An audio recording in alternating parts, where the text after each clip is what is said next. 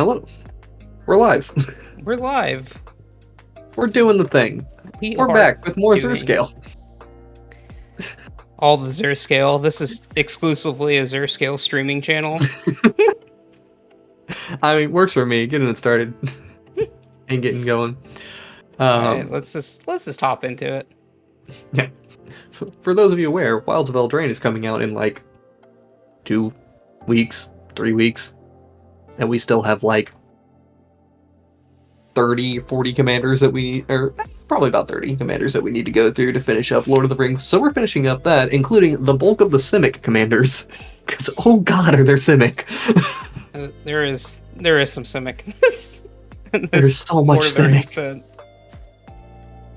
Like, dear god, they did everything and just said, but what if we made it Simic? Off stream, I went ahead and did some ratings for some of the Selesnya things. So if anybody wants to take a look, we should have Zur Scale linked in there. Yes. Cool. It's there. I forgot to make a copy of this before we started streaming. Oh well. Wild's coming too fast. True, Gutty, true. It is coming soon. I am looking forward to it because at least from standard and draft products, like it's been a minute. I just need more adventures in my life. It's the greatest mechanic ever. Yep. In brief summary, most of the Selesnya commanders were like 3s and 4s. Not a whole lot to say here. Yep. Mm-hmm. So let's go to the fun stuff. Let's start out on Orzhov with Frodo. Frodo, Sauron's Bane. Gutty, if you're here, just close your ears for like, I don't know, about 5 minutes. Mm-hmm. So, Frodo Sauron's Bane is very, very fun. Unfortunately, he is not very powerful. Unfortunately, he's bad. Mm.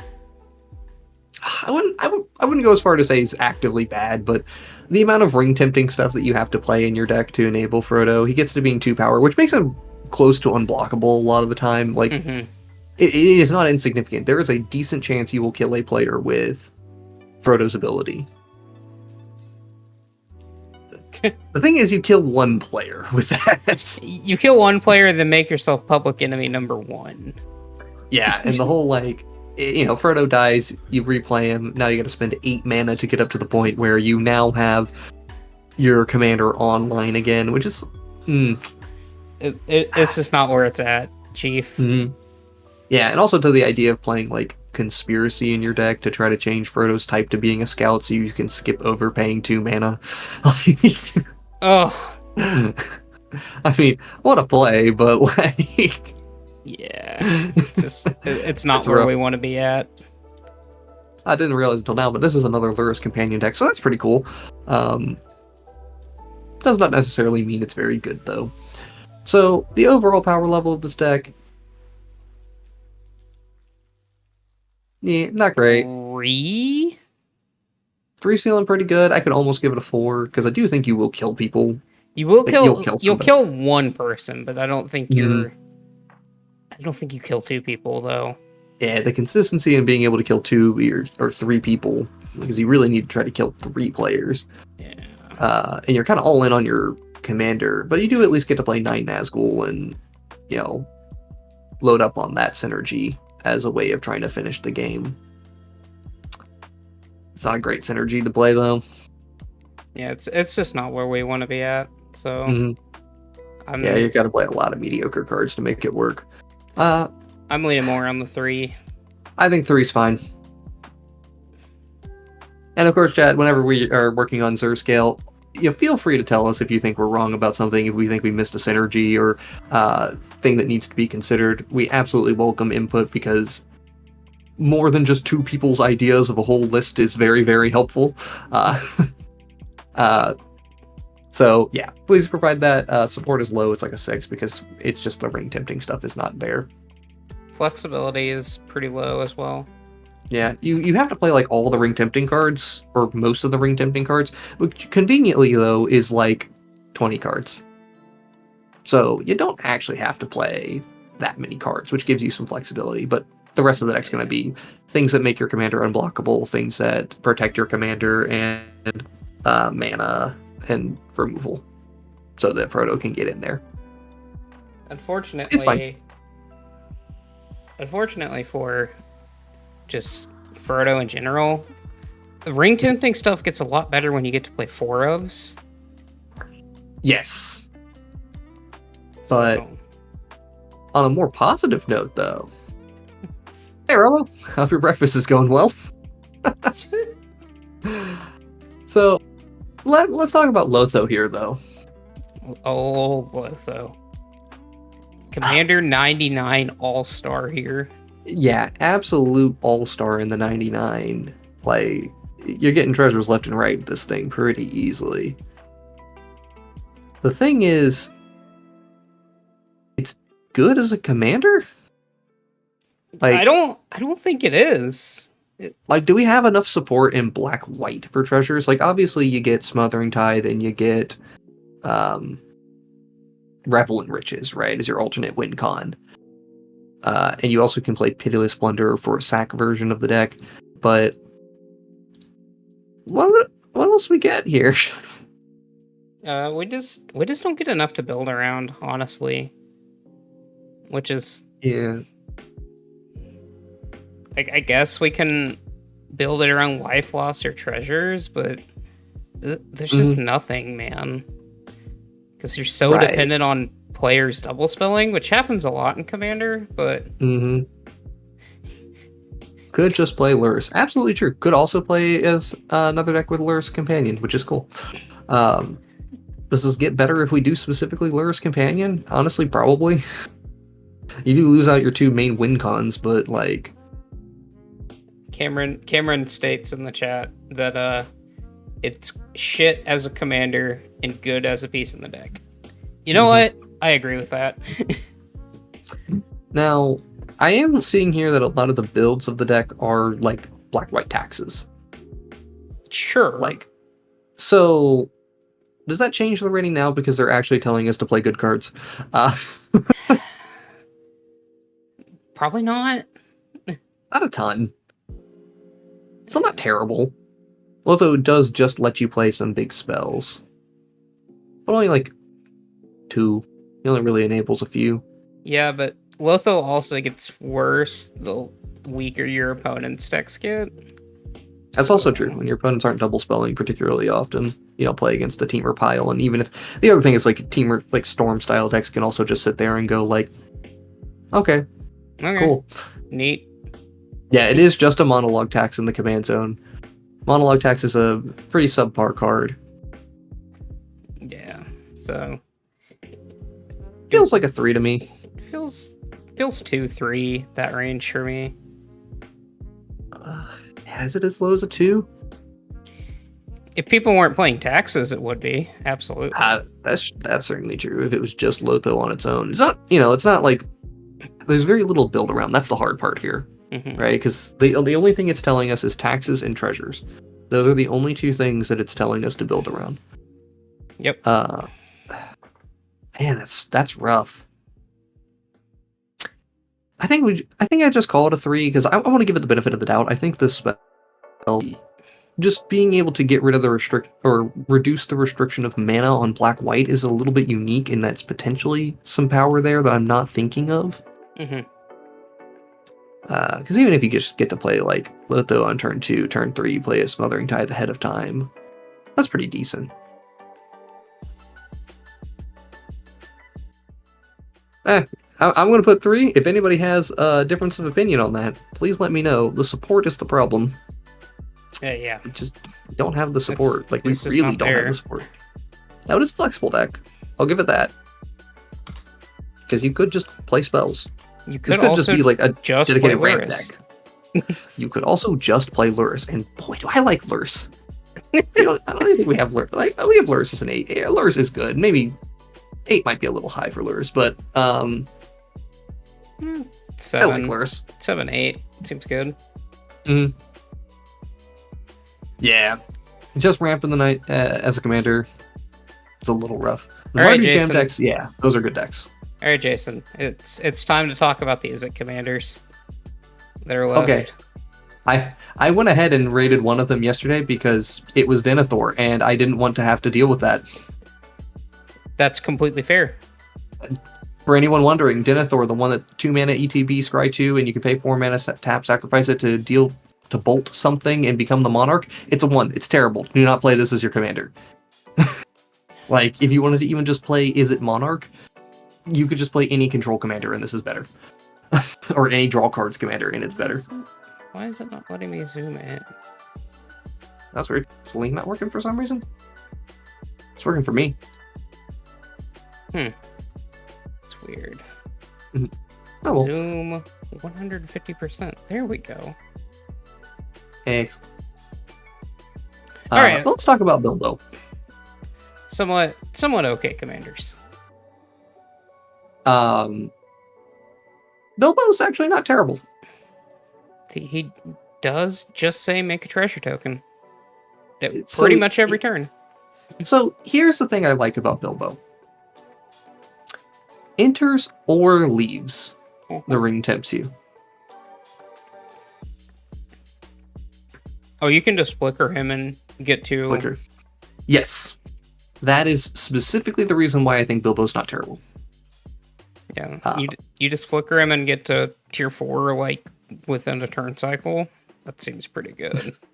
Why is it when Orzhov Bilbo exists? You mean Abzan Bilbo? Yes. Canonically 5-color Bilbo? Here we go. So, like, we just play a couple of flicker things, and we can get to max ring tempting very quickly. And this is a 1/3 that makes a treasure every turn at that point, and also deals 4 damage. And draws a card and discards a card. Seems pretty good to me. Yeah, when you just read this card as it has all of the abilities of the ring, suddenly it's like, oh, this is, like, good. Yeah. The thing is, you're playing, like, a flicker deck where your goal is to flicker a commander that just ring tempts you. And you know what? EDH Trek, they got our backs. Blur, Essence Flux, Ghostly Flicker. Only in about 50% of the decks as well, which I don't know how many of these I would want overall. However, I would definitely have a few of these. I think you want all of these 4 here, or all 3 of these. Okay, hear me out on something here. Am I crazy in thinking that you want literally no ring tempting cards in this deck? No. Aside from Bilbo. No, you just want to play treasure synergies or just good cards. Yeah, play your blue-red treasure synergies, your artifacts, stuff. This seems fine. Not amazing. It feels like a 4 to me, honestly. Like, it honestly could also be better, because I'm seeing all this, like, double strike synergy, which is, like, a little bit mad to me at first, and then I keep remembering that when... The ring says deals combat damage. Yeah, deals combat damage, so you would get 2 procs of ring tempting, so... Or not ring tempting, but ring damage, so that's now 6 damage. Or, well, a total of 8 damage, assuming Bilbo connects. And then you also get 2 treasures off of it. Yeah, the treasures, that's nice, but... Honestly, not even the big thing that I'm thinking of. This is probably a perfectly fine, just generic treasures commander. Yep. I'm honestly thinking, like, a 4? 4 feels pretty decent to me, yeah, honestly. 4 feels also about where it's at. You know where this commander really shines, though? Pauper Commander. This thing has to be a house in Pauper Commander, right? Like, yeah, there's plenty of 1/1s in that format, but you can just play plenty of effects, like small, low-damage board wipes. You can play Pyroclasms. Yeah, but where are your, like, ways of giving double strike in common? That's true, but even then, I don't know if you care that much. You can just play this tempo control strategy. Yeah, but I don't think that's good. No, fair enough then. Like, all right, I won't complain. I just don't think that's good. But yeah, definitely 4s.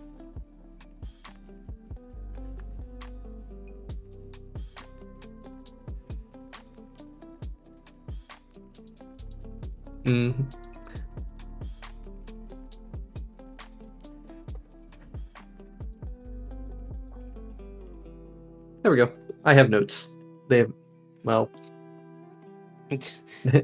I have an otter in here, but don't play otter ring otter totes rings. cards. Damn otters with their rings. Oh boy. All right, now we can talk about Gandalf the Gandalf. Grey. Okay. So, Gandalf the Grey is a storm commander, everybody, if you haven't. Okay. How are you doing the broken things with Gandalf? Because this commander seems so meh bad to me.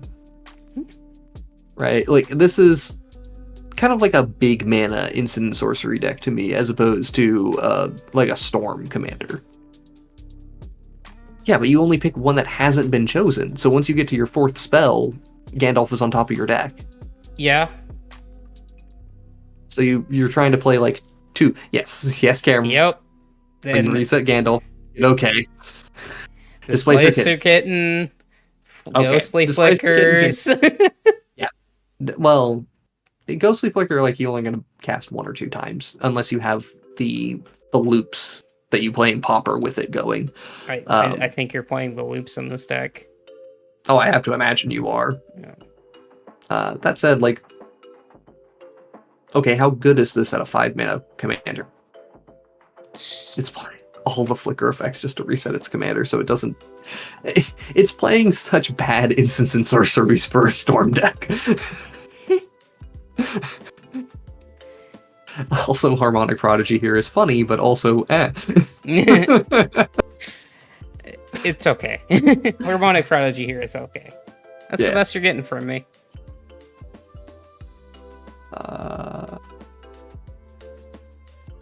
I didn't realize they had printed another Firebrand Archer effect in Erebor Flamesmith.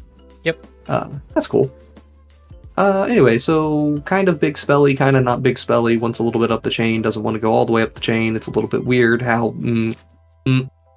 4? 5? 4. 4? 4, 5. 4 or 5 split. Yeah. I think that's reasonable to start out. This is one that'll probably need to... I probably need to get a game with this thing at some point just to see a little bit more. I don't know anybody that has this deck built. Yeah, it for being one of the first commanders spoiled, to only have, like, just under 700 decks, that's really low for a commander that was the first legendary creature we got out of this set. Yep. Like, did we get Frodo as well at the same time as it? I can't remember. I think so. There's some fine flexibility here. Not a ton of flexibility, but it's okay. And I don't think Gandalf's the strong point. So we got a 4, 5, 9, 3, 4. So a reminder for everyone at home. Nope. Don't worry about it. It was never there. It is maybe the most bland Is It Spellslinger guy to exist. V, yeah. Honestly, the most bland. Is it any target? Each opponent. Yeah. This is the most bland Is It Spellslinger commander out there, I think. Like, I don't even get that excited by, like, Melek, but I still think Melek is way more exciting than this. Yeah. Also, like, Galazeth doesn't excite me much, but I've seen what Galazeth can do. I've been on the receiving end of what Galazeth can do. All right, let's go over. That's all the other ones, right? Yeah. So let's get over to the fun cards. Let's talk Golgari. Oh First boy! of all, Oh boy! we have a card that we missed. Fun card alert! Oh. Let's talk about the one that I missed. Jason, you're just ruining my vibe here. Look, we gotta take a slight break from Lord of the Rings to talk about Grist. Grist is okay. As commander, Grist is honestly kind of bad. Grist as a commander is okay. That's about it. I would like to point out that the majority of people are playing exactly what you would expect. Oh, Bug Tribal? All this insect typal, baby. At least they're doing the cool things with Forever Young and Grave Purge. Yes, Cameron, I know you love it. Your good bug commander is lower to the bottom. Also, like a 2. Grist is not much better. I will say that Grist at least having this murder effect Grist that you having can the work nice with. sacrifice effect makes it at least a Mhm. 3. So yeah, I feel like Grist is a 3 mainly just because of the sacrifice effect. There may be something that I'm okay. I guess I should check to see how quickly are we trying to play a Hermit Druid. Is Hermit Druid in many of these decks? No, No. it is. It is not. Yeah, All right, doesn't even 3. show up in the search. Yep. Yeah, I would say if people were going for Hermit Druid combos, that may justify a 4 if you're going for fast Hermit Druid, but it also means you're trying to play no basics in a green-black deck. In a 2-color deck. Yeah, that's really hard to do. To the point, maybe that's not even worth it. Yeah, the support's just not there for Grist. Not quite. I Just wish. generic aristocrat stuff is fine, though. I wish Grist was better. Yes, Cameron cries. All right. Now we're on to the fun one. All right, let's. Cameron, would you rather us make Grist a 1 to match its power and toughness? Let's talk about Shelob. The good Shelob. This card does everything and nothing at the same time. Absolutely. When Shelob goes unanswered, which be too uncommon, Shelob does a lot. Like, the green-black Fight Club stuff is interesting. Also, you can never swing into Shelob's board, period. So Yeah, you really can't. Unless you have Indestructible, it is so hard to swing into a Shelob deck. Okay, big unfortunate, most spiders still bad.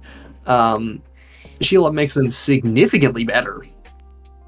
Yes, but counterpoint, Shelob also costs 6 mana, and you still have to get there before any of your spiders are relevant. And then if Shelob dies, your spiders are no longer relevant. So and you also have to play a bunch of fight spells in the deck. You don't get to play most generic removal. I think when Shelby played it on the channel, I looked at the deck, and that deck had like 8 fight spells, and I felt like that was too few for triggering the main synergies of Shelob. yeah, but I think he was just trying to play the best ones. Yeah, and that's the awkward thing though, because I was thinking more about it, and I was like, man, I don't know if you actually like made a mistake here or not, because it feels like too few, but also you do not want to play too many of these because they are not that good. So interesting. Also, very important question. Also, oh yeah, Uvenwall Tracker, love to see you. Where is it? Are people playing Phyrexian Obliterator in this deck? Yes or no? They should be.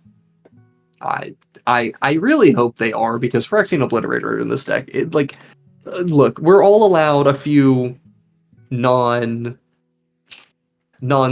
in our spider deck. Not Okay? even enough to show up on the top creatures. Yeah, I know. I gotta check to see. Phyrexian Obliterator is in 23 of the deck. Out of 3,000 decks, 23 of them. 23 are playing Obliterator. Oh, that's so sad. Huh. Well, I do think Obliterator is a good backup plan here. Hey, Uncle Monster, how you doing? Thank you for stopping by. yes, Robbo, this is literally Australia the deck. We understand. Poison the spiders and fighting. Yep, makes sense. Yep. You haven't even really commented on the whole like food side of this deck. Eat Eggle, not that important. Yeah. It's okay. Getting somebody else's dockside is pretty hilarious, though. Yes, it is. So, real question though is, how good is this commander? Because this commander absolutely makes its deck function. The support is terrible. Like support's like a 6. I can start there. Weirdly enough. I can start by giving you a normal rating of a 5. Okay, I'm not going to object to a normal rating of 5. Optimize. I've got no clue if this deck gets better. I don't think it does. Does it get worse just because you have to play bad creatures? No, I mean, you're already playing bad creatures. I don't think it gets that much worse for you. Okay. You play some ramp, you play some bad creatures, you play some bad fight spells, you get a holy shit value engine as a result. Mm-hmm. The flexibility here is really bad. Like, it's a one, you have like one build, and that's the awful thing here. I do think Shelob is actually better as a card. Like, Shelob is better than a 5 on her own power level. I think she's a 6, but she is just brought down by her support. Yeah. Like, the fight spells aren't good enough. Yes, we are missing the drinking. The fight spells aren't good enough, and the spiders aren't good enough. If we get about 15 good spiders, then we actually get to reevaluate Shelob. But until that happens, Yeah. All right, let's go straight on to our next one here. Smeagol Helpful Guide. The ultimate green-black ramp deck. All right. Hear me out on this. This may be a controversial take. Mm-hmm. I think this is above average commander. I absolutely agree with you. Like, flat out, I want to say this is a 6 without going too deep into it. But there's more to look into. So, it's actually incredibly easy to get the ring to tempt you. Yes. It mills your opponents, and then also gets a land. Mm-hmm. That's really good. Yeah. The immediately converting a land, or a tempt of the ring into a land. So you're never really losing out on extra tempting.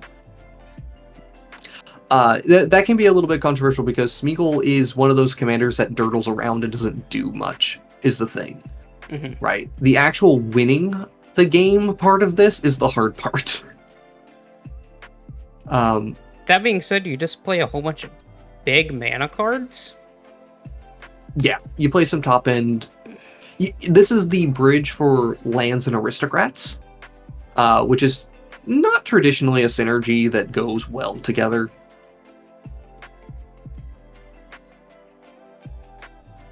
Oh, that's an interesting card. I didn't know about that. Ring Bearer, that whenever landfall, the ring tempts you if you don't have a Ring Bearer.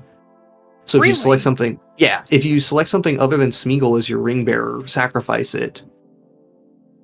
You can get your land into play, you get to your end step. Ring tempts you. Triggers ring. Just have to make sure you sacrifice your thing. Yeah, you can create a loop here. If you can replace the creature immediately. That's not that hard. Yeah, Dundane Rangers. Dundane Rangers does go infinite so long as you're able to sacrifice a creature in between. Oh, it was Scoots? Okay. You know what? Okay, I don't hate this. That's an actual way of winning the game because you just mill out your opponent then. Yeah, okay. 6, 7. Yeah, I think 6, 7's. Yeah, I think if you optimize for this combo, it gets better, and I do think you're able to do. Yeah, 6, 7 feels right here.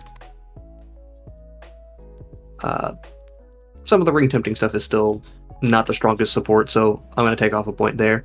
But otherwise, no, this just feels pretty good. No complaints on Smeagol. Just keep in mind, if you play Smeagol, you're going to lose first. That is true. There is no ifs, ands, or buts. Your stuff. Yep. Unless you combo out, you were dead first. Just keep that in mind. That's true. That you will draw a lot of hate playing Smeagol. It's fine, you know. This is probably one of those decks that can fight through a fair bit of the hate just because of the fact that Smeagol is kind of designed to take a lot of heat by letting your Ring Bearer die over and over and things like that and just keep tempting. So, yeah, I don't hate it. We ready for Boros? There's like 4 Boros commanders we gotta talk about. And only like 2 of them are good? Yeah, there's just one of those. It's one of those ones where I'm like, I'm not confident I know the rating on this one. I want to talk about it, but I'm not confident I know what it is for sure. So, Aomer, King of Rohan, 5 mana 2/2 double striker.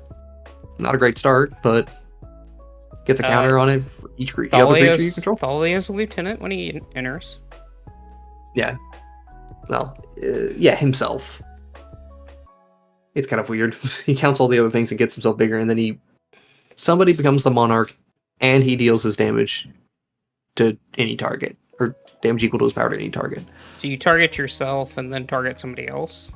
Correct. And they split it up with 2 targets so that you would always become the monarch, or whoever becomes the monarch. You could actually pick somebody else to be the monarch if you need to punch somebody. Or you need to do some politicking. Yes, Cameron, another good Flicker commander. That was one of the things I wanted to talk about, is this is like Flicker Boros. Boros Flicker. Unfortunately, we're kind of missing a color. Yeah, we're missing an important color here. I don't hate this, though. I don't hate it. Like, it's not that hard to get a good number of humans in play. Like, obviously we have these, like, 5 mana sorceries that make, like, 5 humans. And that's cool and all, but I'm really more talking about just, like, play a reasonable hate piece, play Adeline, play whatever, right? And then you just play this as your top-end punchy thing. Mm-hmm. And you also play a couple of Flicker things as your defensive spells, as opposed to playing, like, Teferi's Protection. Yeah. You accept that your tokens will die, but you can save all of your creatures. So, I don't hate this. I don't hate it. I don't think this is great. I am curious if this is an average deck. It's very straightforward. Probably. It's probably an average deck. Like, yeah, it's honestly, risky as well, but it's not bad. It can do some really strong things. Mm-hmm. And also, looking at the deck currently, looking at what people are playing, they're not really playing a lot of taxing effects. Like, yeah, you got Esper Sentinel in here. 3 or 5, 4 or 5. I think it hits the 5 mark for me. I think it hits the 5. Can't imagine it's better than Theoden. I think this is much better than Theoden. Like quite a bit. Mm-hmm. Theoden runs out of steam very quickly. I have produced a large chunky lad that killed my opponent's, or killed a creature, or killed an opponent, because you can actually deal enough damage to just murder somebody with that. And in the process became the monarch. While the monarch is a little bit risky, you're going to have more steam to work with, which can draw you into more flicker effects or more value pieces. I don't think this is bad. This does seem pretty average to me, with all things considered. And it also, it's not that hard to rebuild. Mm-hmm.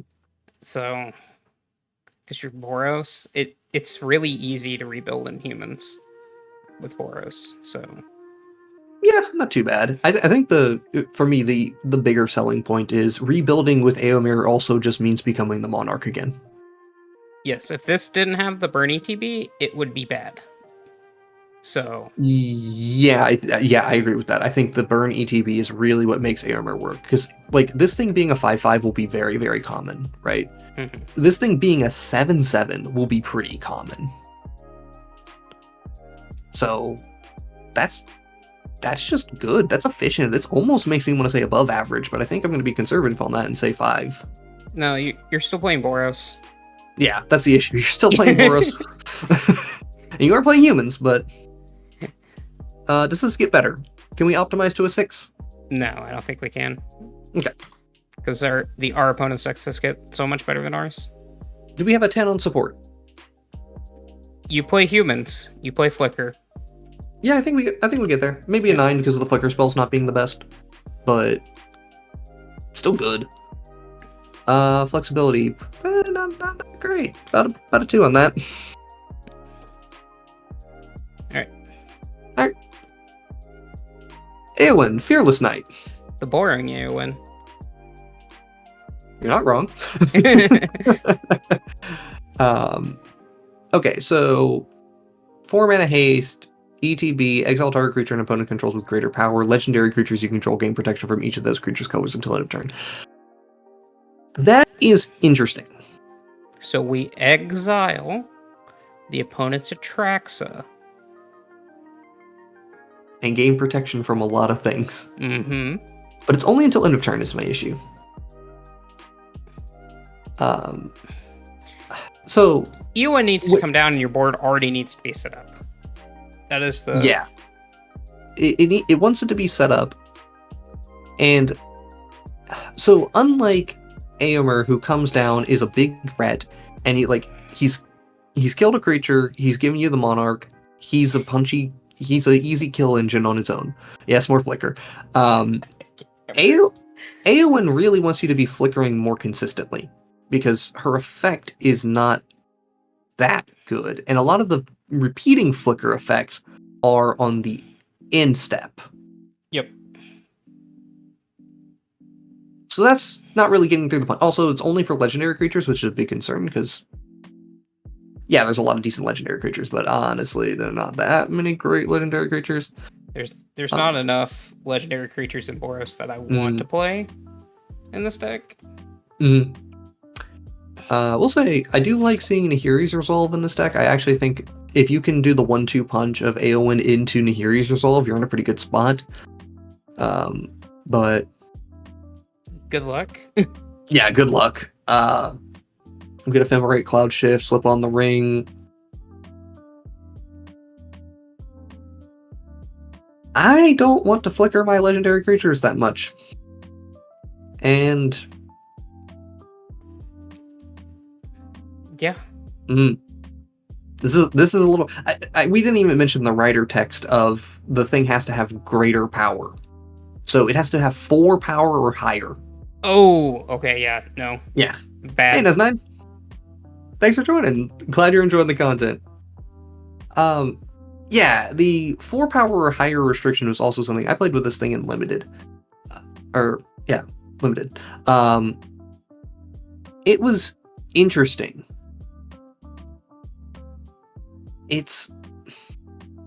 I've played with this in Limited as just a 4-mana threat, and that's about all I've used it for. Right. And even when I played it, it wouldn't always trigger. Yeah. It was awkward. It just doesn't do enough. It's just not there. It's not where we want to be at. It's too much writing text, unfortunately. I think this ends up relegating... I don't think it's terrible, but I think it ends up relegating itself to a 3, despite being very similar to what Eomer is trying to do. I think there's too many limitations on what could make this good. Because, God forbid we are trying to buff up my opponent's creature's power so I can exile them. Yeah, I'm definitely thinking a 3. I think it's the worst. It's playable. But it feels pretty rough. This is more Flicker and Legendary Creatures. I'll give you an 8 on that. I'll also say with playing Jero and Hazoret, I did come to the conclusion that there's actually fewer really good Legendary Creatures than you would hope. Like the ones you would want to put into a deck and expect them to have crossing synergies. Speaking of other Legendary Creatures... Okay, this one, yeah, I almost rated this thing on my own, but I wanted your opinion on Mary. Okay, hear me out. Constructed Limited. This card is good. Commander, not so much. It's not the worst. It's not too hard to get a random piece of equipment on this thing to give it first strike. And having another legendary creature so you can draw a card. Again, not the worst. Like, this is all not unreasonable, but it's just not good. It poopy, says Cameron. Yeah, it is a little bit poopy. The lack of this works well with extra combat steps, which is good. It is an attack trigger, not a damage trigger, so you don't even need your commander to live in case you're in that situation. But you would like your commander to live, and it's not that hard to give it first strike. There's a lot of equipment commanders out there, and this one, it feels like one of the worst of them, even though it's not terrible. Yeah, and I mean, at least it draws you a card every turn. That's nice. Yeah, and if I could draw a comparison to Jorkadine, first Gold Warden, like, Jorkadine First Gold Warden is a 2-mana 2/2 trampler that whenever it attacks, it gets +X/+X, where X is the number of equipped creatures you control. Then if its power is 4 or greater, you draw a card, right? All you have to do is throw a Skull Clamp on this thing, and it draws the card, and it just needs the equipment. You don't need another legendary creature to make this work. Yeah, whereas this has to have another legendary creature. Mm-hmm. And we have Jorkadine as a 4. Yeah, and this is just worse than that. Yeah. I think I can... Is this a 2 or a 3? I think I can give it a 3. Think a 3? I can't give it a 2 just because it is a 2-mana 2/2 with haste. Mm-hmm. Like, that is still relevant. Chat, let us know if you think of anything different. If you think a 2 or a 3 is more appropriate for this, or if we're being mean and we should be rating this higher. I feel like 3 is fine, and that's kind of like benefit of the doubt 3. Mm-hmm. I'm not going to go ahead and optimize rating or whatever. There's some tempo-y things you can do with stacks pieces. If you can get, like... One of the nice things about this commander, at least, is you don't have to play it on turn 2. It is a turn 2 play, but it actually gets better if you don't play it on turn 2. But then it's also going to get outscaled by blockers, so... It's awkward. Cameron it's very said awkward. Mary at a 3. Yeah, it's very meh. How much flexibility do we actually have with this commander? Now, if you're ever drafting Lord of the Rings and you pull a Mary out of a pack, you slam that down on the table because it's probably one of the best draft cards you can pick. Mm-hmm. Oh, so here, Jason. Okay. Sorry, I had to fight Cameron on something very quickly. Not in a mean way, but I actually disagree that haste is a good keyword on a Voltron commander. It is an acceptable keyword on a Voltron commander. The actual relevant keyword is first strike. Yeah, the first strike, so you can actually continue to fight in pressure. Like a lot of the time with just how Voltron decks function, you have to play your commander and then you have to load it up with your equipment and artifacts. The nice thing on this is you can play the equipment first. With enough of I guess there's enough things that move equipment around for free that maybe it does need to. Maybe in this instance, it is actually a really a solid keyword for Voltron specifically. So I'll take back my statement, Cameron. I think you're right on that. It's good enough. It's kind of cherry on top, but it is good enough. Almost need all the 1-drop legendaries in the deck, but they're awful for the late game. True, and so is this commander. Not great for the late game. Yep. If you're trying to enable it on turn 2, if you don't have your Ragavan into Mary, you're kind of feeling unlucky. And then you're hoping 1-drop legendaries are there. And then you're also hoping that your 1-drop legendary survives into the mana dork that can easily get traded to shut off your deck. Yeah, and also there's only 4 or 5 1-drop legendaries in Boros. Isamaru, Ragavan, Yoshimaru, and Zurgo. Yeah. I think that's all of them. There might be one more that I'm missing. Rograk. This is 0 drop. Yeah, you can't play Rograk. That's true. Okay, sure. That Still helps. not enough. Okay. Let's talk about, the meaning of haste, Jason. The meaning of haste. Would you like to explain the meaning of haste? Well, they can tap as soon as they come under your control. Oh my goodness, what a powerhouse. Okay. But jokes aside, this is actually not Shadowfax is a 5.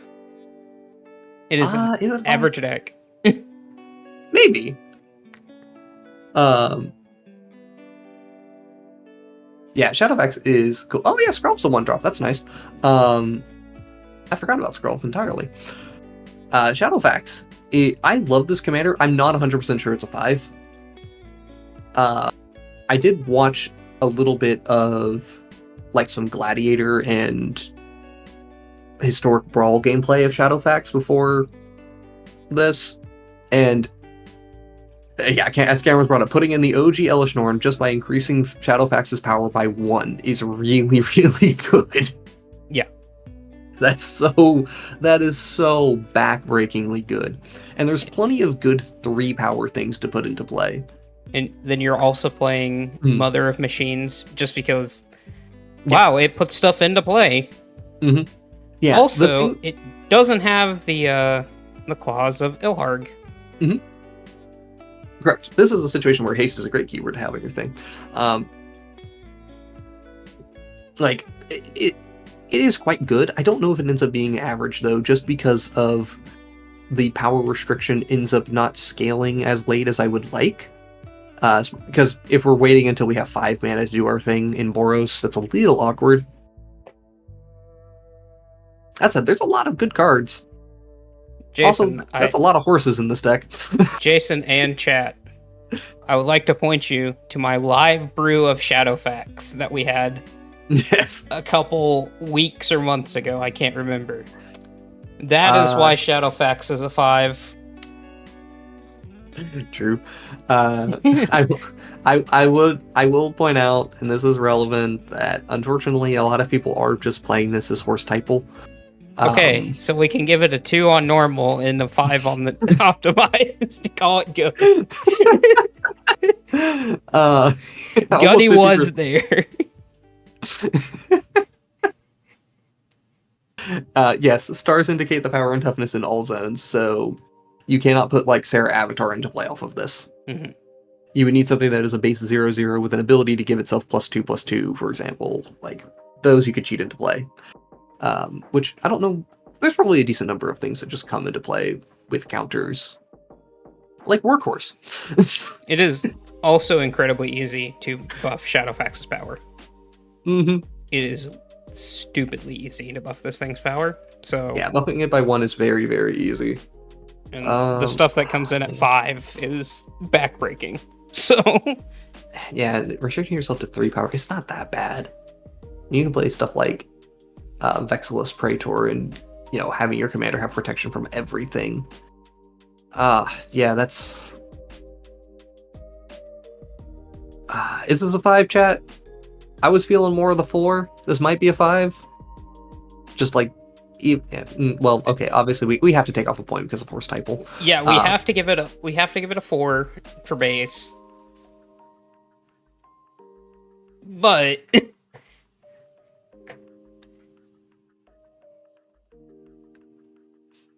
we can kind of just slam some really good cards.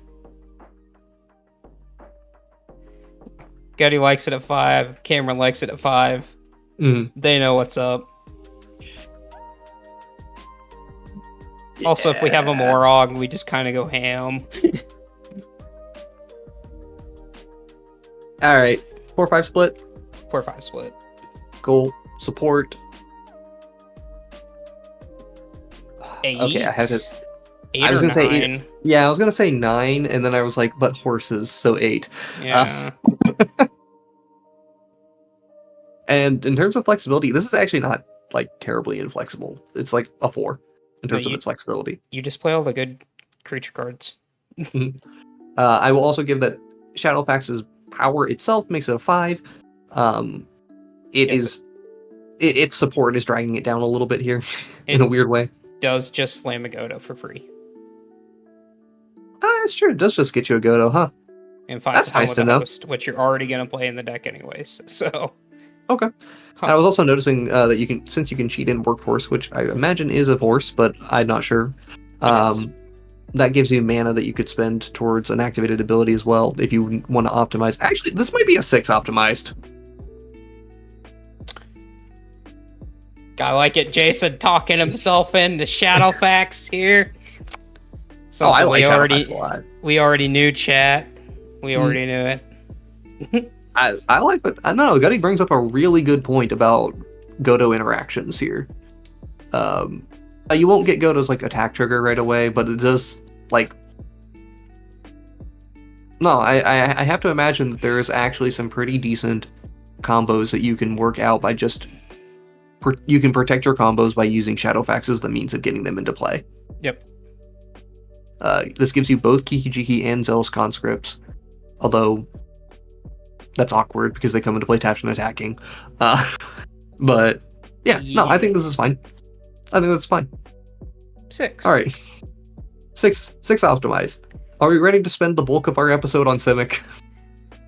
No, but we have to. So, But here we are. Cittern. It makes you feel any better. There's not that many more commanders once we do finish Simic. There's only like 4. 5 mana, 3/4 vigilance, elf noble, secret council. Whenever he enters the battlefield or attacks, each player secretly votes for a player. Then those votes are revealed. Each player draws a card for each vote they received. Each player who received no votes may put a permanent card from their hand onto the battlefield. Oh boy. So are we just playing blue-green Omnitel? Pretty much, but then you're shooting yourself in the foot after the first one. Yeah, this is one of those cards where I feel like somebody's going to vote for you every time, and that means you might just draw a million cards, though. That's still pretty good. And, like, Simic stuff's big, so, like... You can just slam a Nyx Bloom Agent, or a Coma. Yeah, 44% of these decks are playing Omniscience. We are just playing blue-green Omnitel. Okay, yeah, good enough for me for a 5, at least, if not higher. Man, I really do not like the design of this card, but at the same time, like, I can't reject what we're seeing here. Yeah, because even if you don't put a permanent in, it still draws you 3 cards. Mm-hmm. He just has to ETB or attack. As a 3/4, you'll probably be able to find a player you can attack and feel a little confident in. Plus, your ability's going to resolve before then, so if you get Omniscience, like, who cares? You get a lot of card draw if your opponents continue to vote for you, if they don't vote for you. And you just cheat. You just show and tell stuff if they don't vote for you. Now, of course, they can also connive against you, right? Like, they secretly vote, but at the same time, your opponents can all sit there and go, okay, I'm going to make sure I vote for this guy, so this person always gets one. This person gets a vote. You two vote for this other person, so that 2 of us can put permanents into play, and that person draws cards, and we use that to interact with the Sedan player. Oh man, yeah. And on the off chance they don't vote for you, you just win. Gutty's got it right. Yep. That's really high risk, high reward, but I think it averages out to being that 5. Yeah.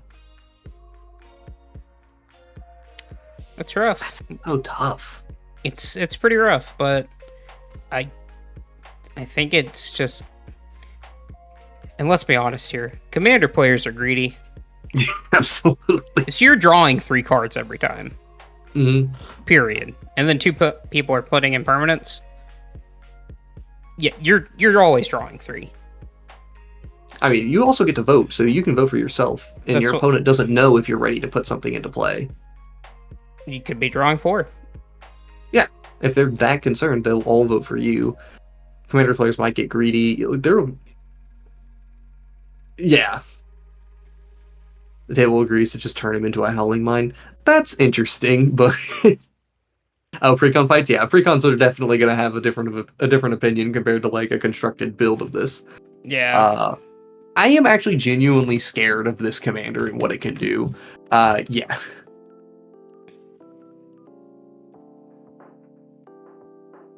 Alright, well, Jason gives the rest of the rating, so I'm going to get the next one prepped.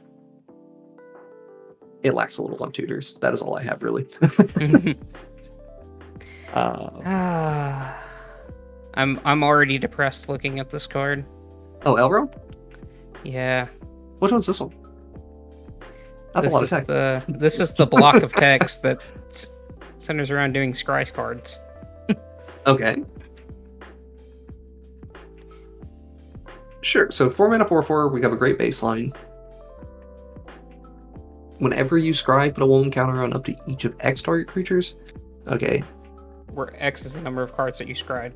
That can include itself, though. Yep. Okay. And whenever it becomes an ability of a creature with a 1/1 counter on it becomes a target of a spell or ability and opponent control, you draw a card. Optional, but you draw a card. Um, Simple, efficient, Scrying kind is of bad. annoying. Scrying is kind of rough, but the card is so powerful it kind of makes up for it. It puts it to a 5 territory for me.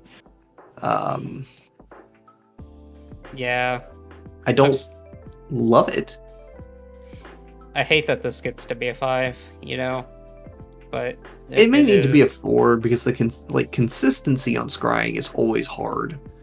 Like, there's only a few effects that let you scry every turn, like Lifecrafter's Bestiary and Thassa, God of the Sea. Plenty of ways for you to like scry and then draw a card, or draw a card and then scry. But oftentimes the scrying amount you're getting is 1, and this one's big scries, not necessarily. Well, actually, it does want big scries, but it doesn't want massive scries, right? Yeah, because if you don't have 8 creatures, a scry 8 doesn't help you that much. You want at most like a scry 3. Is it actually an important question? Is it optional? Each of up to X. Yeah. Okay. That was important. Yeah, but you still want to max out on a scry 3 just to keep the value. So yeah, I think I might put this at a 4.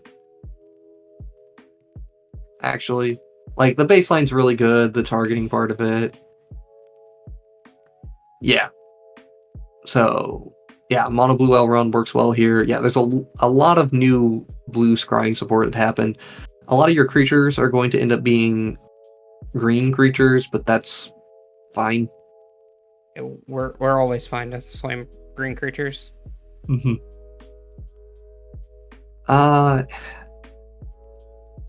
Man, that almost makes me just want to bump the other one up to a 6. You know what? Does Serdan need to be a 6? It kind of needs to be a 6. All right. It can go wrong, but I feel like it's just that powerful. Elrond is a 5. Yeah. Yeah. Yeah. I hate it here. I don't love it either. Still got to see more about the scrying support stuff, because scrying support still is a little rough around the edges. We have a decent amount of flexibility here, just being an elf and being reasonable. Mm-hmm. All right. The other Elrond. Elrond with the White Council. 5-mana 3/3. Oh boy, more Secret Council and more text. Whenever Elrond of the White Council enters the battlefield, each player secretly votes for fellowship or aid. Each fellowship vote, the voter gets to choose a creature they control. You gain control of each creature chosen this way, and it gains this creature can't attack its owner. Then for each aid vote, you put a 1/1 counter on each creature you control. Gross. That's really good. Yeah, like that's just gross. I get it that this is only an ETB, but oh boy, Flicker. Yeah. Oh man, Flicker. Mm-hmm. It's also not like you can't Cloudstone Curio do dumb things with this or something. Like, Yeah. and we're in elves, so going wide. Okay, hold on. What do you gain control of exactly again? You gain control of a creature they choose. They choose. Yep. Okay. Yeah, and also just bounce effects. That doesn't matter. It actually reads that's just icing on the cake. It actually reads put a 1/1 counter on each creature you control. Yeah, I think it does also just kind of read as enter the battlefield, put 4 counters on each creature you control. Yep. Including itself. Yeah, this is a 5 or 6 at least. I agree with Etienne. Yeah, honestly, this feels like the calm, efficient type of 6 to me. Yep. It will ruthlessly beat you down. It doesn't need much support. Like, you have so much flexibility here. You can just play elves. Feels like a 6. Feels like a 6.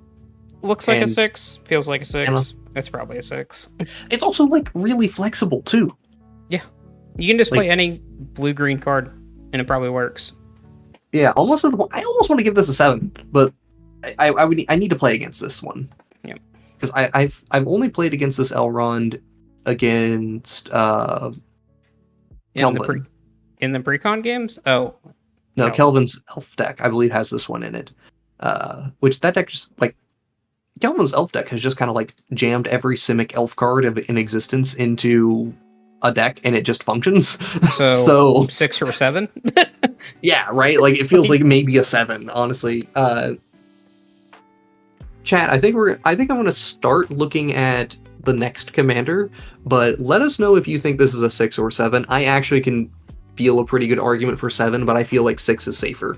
6 is the safe bet for sure. Mm-hmm. Also, Bravo, if you want to play this L run, that's completely understandable because, oh my god. I might play that all run. Yeah. Like, that sounds really fun. Mm-hmm. Alright, so now we have a Restore of the Council. 3 mana 2/4. Whenever players finish voting, each opponent who voted for your choice creates a treasure, and you scry X, where X is the number of opponents who voted for a choice you didn't vote for. Draw a card. So anytime you finish voting, you're drawing a card. Does not matter. Mm-hmm. If everyone agrees with you, they get treasures. And you just draw a card. Yeah. That's bad. It basically means, hey, vote for what I want, and if everyone agrees, I got what I wanted in the vote. Mm-hmm. So I'm already winning on that front. And if people don't vote for what I wanted for, it doesn't matter, I still draw a card. Etienne also brings up a good point, why Elrond might be a 7. Because it does just Simic cards. Benefit from all the generic Simic cards. Yeah, that's understandable. Not enough vote cards. I agree with you that there's not enough vote cards, but there's very importantly multiple legendary creatures that were printed in this set that vote every turn. And there is also one 9 mana sorcery that does win you the game on the spot that votes. Yeah. Yeah. Yeah, do we have to like jam just every voting card to make this function? Yep. Because literally, compared to like Tivit, for example, who, when you play Tivit as voting matters, Tivit is not very good. Tivit is very good when you just play it as mid-range combo CDH nonsense. Mm-hmm. But in this case, you're making these slightly risky cards just work the way you want them to more often. And the number of like decent voting cards we've gotten here is not bad.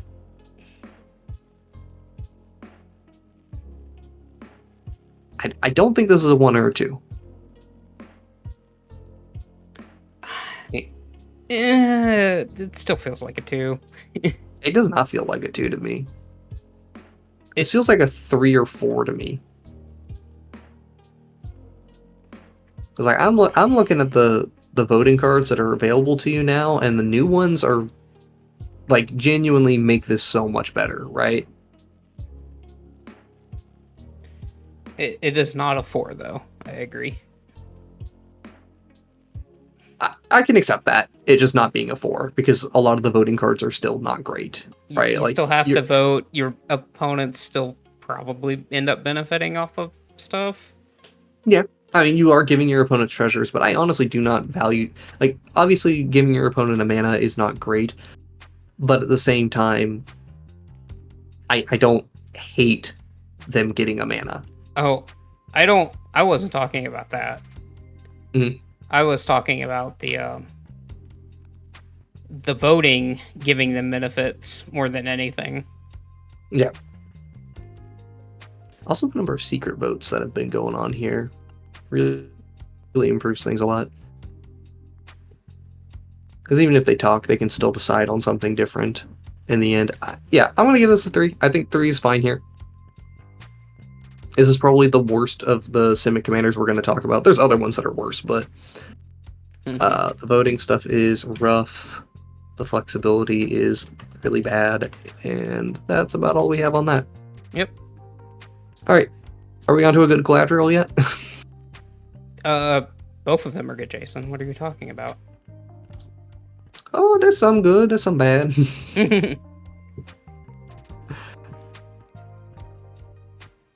We like voting, Jason. Hey, mentioning voting every turn. Alright, Galadriel, Elven Queen. 4 mana, 4/5.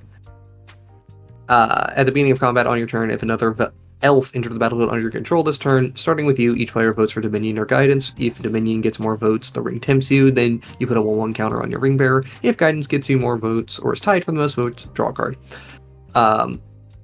After having played against this card, the answer is this is a Howling Mine. Like, Yep. the first time you try to do some tricky things with the ring tempting and the counter, and you make them just draw a card every time. Yeah. This is a very medium card, though. Both effects are not that powerful. It's perfectly fine. It's serviceable. It's sad that they chose this to be the face commander, not the other one. Yeah. Yeah, like Elrond being the face commander would have been a lot better. Mm-hmm. Or just even some of the scrying stuff would have been interesting as a commander. That said, this is still, what, 3 or 4? It's still probably a 4. It does just say draw a card. Yeah. It is absolutely carried by the colors. I agree. I don't think this is the thing that gives it strength. Which honestly might be an argument for 3. Yeah, but it also wants you to play elves. It does just want you to play elves. Although technically speaking, this card does not actually require you to play a ton of elves. Well, it does want you to just play elves for the ETB effect. Yep. Yeah, I mean, okay, sure. 4/4, I'm going to put its power as a 3, its support is a 10, its flexibility is a 2, and the note is the support is bringing up.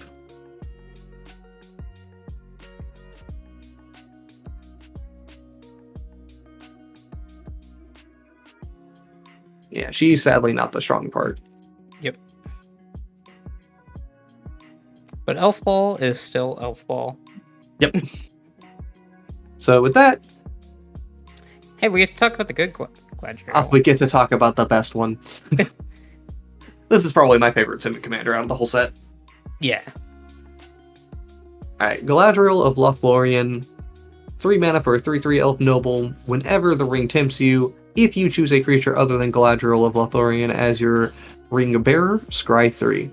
Whenever you scry, you may reveal the top card of your library. If a land card is revealed this way, put it onto the battlefield tapped. Good. Great. Honestly, just great. Like, there's plenty of decent ring tempting cards, so... there's not a ton of them. I wish there were more, but the important thing is this just works with any scry effect. Yep. Like, you scry 1, and you get to just put a land into play, potentially.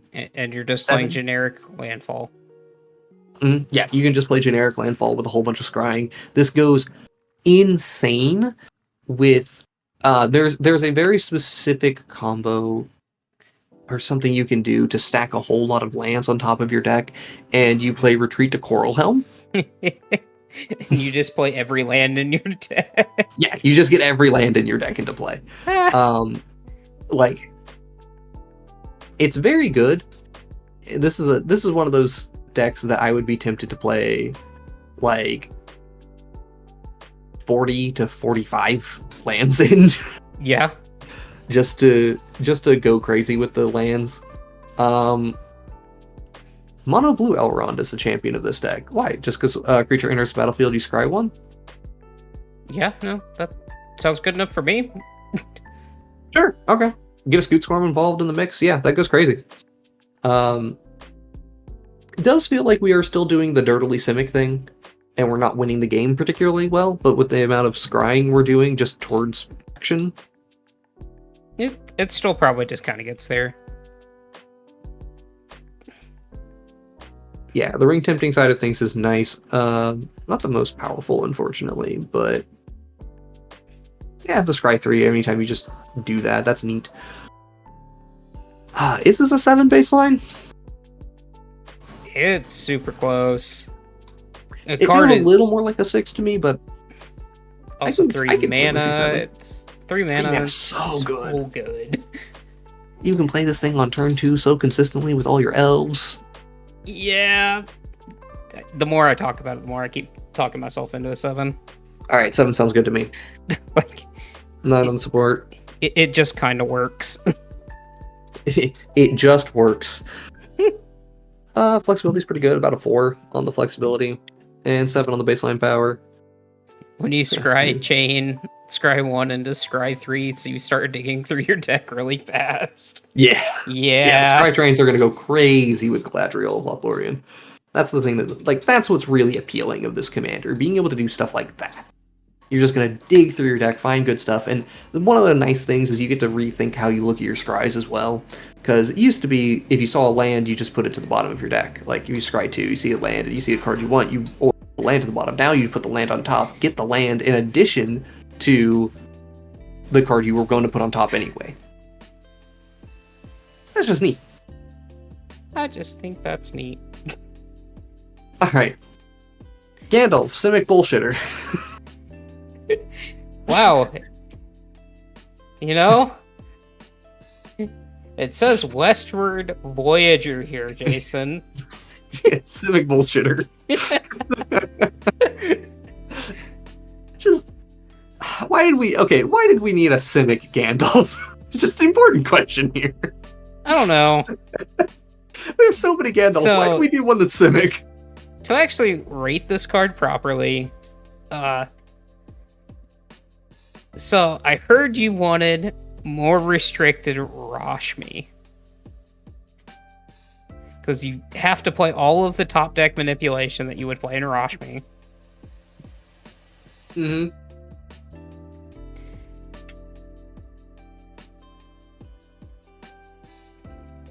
Copy that spell, choose new targets. Each opponent draws a card, otherwise you draw a card. Yeah. Yeah, great card in Emoti, similar style to what Emoti's doing. This is such a weird card because of all the top deck manipulation that you need to do for your opponent's deck. Yeah. This is very odd. Not great. It's fine. It's like a 3, maybe It's 4. It's a 3. It's a 3. It's a 3. Okay, cool. Moving on. Yeah. Civic bullshitting, unfortunately, still just not enough to get there. Sometimes. Yeah. It wants so many specific things out of that deck too. Like you want to be splitting your card types so immensely. Yeah.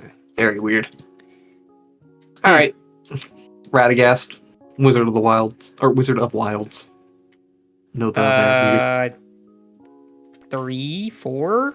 Call it good? Mana value 5 or greater, you get a beast or a bird. Feels pretty 3 to me.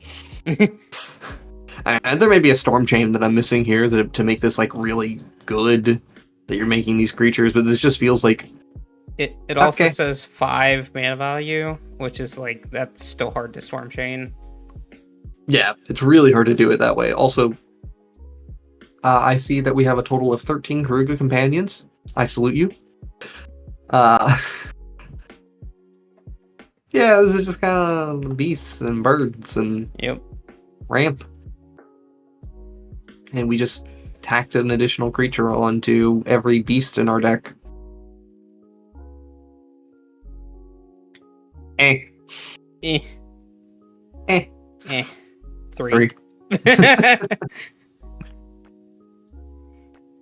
It's just not really anything impressive going on there. That's really disappointing. All right, Esper. We have one Esper card. It's not terrible. But it's not good. Not great, at least. It's pretty solid, honestly, but it's still wanting your opponents to play cards that are good for you, which turns out most of your opponent's cards are not good for you. Yeah, also, why in the world? Hold on, I'm sorry. There's a $120 version of this card. What the fuck? The store championship version. All right. Well then. Mm-hmm. All right, Mr. Sauron of many colors. Oh, all right. 6 mana, 5/4 board. Discard an enchantment, instant, or sorcery. I really like that board. Ward is good. Ward good. Whenever you cast your second spell each turn, each opponent mills 2 cards. When one or more cards are milled this way, exile. Exile target enchantment, instant, or sorcery with mana value equal or lesser than the value of the spell that. Then that spell from an opponent's graveyard, copy the exiled card. You may cast the exiled card without paying its mana cost. This is a really complicated way of saying cast 4-drop, mill 2 cards from your opponent. Is there an enchantment, instant, or sorcery with mana value 4 or less? Cool. Cast it. That's great and all. Yep. God, this thing's so complicated. It's so needlessly complicated. It's just... And I don't think it's an average deck. Oh, really? I think it's actually not too far from average. I think it's still wanting... My thought process is you still care too much about your opponent's cards. Reasonable. Which... Oh, that's it. What if you're in a pod with, like, creatures... And then you just cry. I mean, to be fair, even most creature decks play, like, a number of instant sorceries and enchantments as support cards. Like, anytime I play green-based creature decks, I always find myself with almost 12 enchantments in the deck. I have at least, like, 10, normally. Mm-hmm. Yeah. Which, still good odds, it's just... But do you want those enchantments?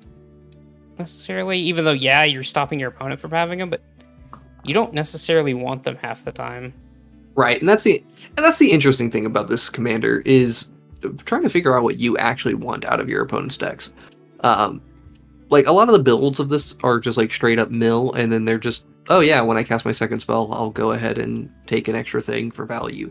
Mm-hmm. I see a whole lot of like playing very low cost spells, and it's like you want a low cost and a high cost because it's just the second spell. So, like, Delve spells are great here. You want a Maddening Cacophony, and then Breach the Multiverse.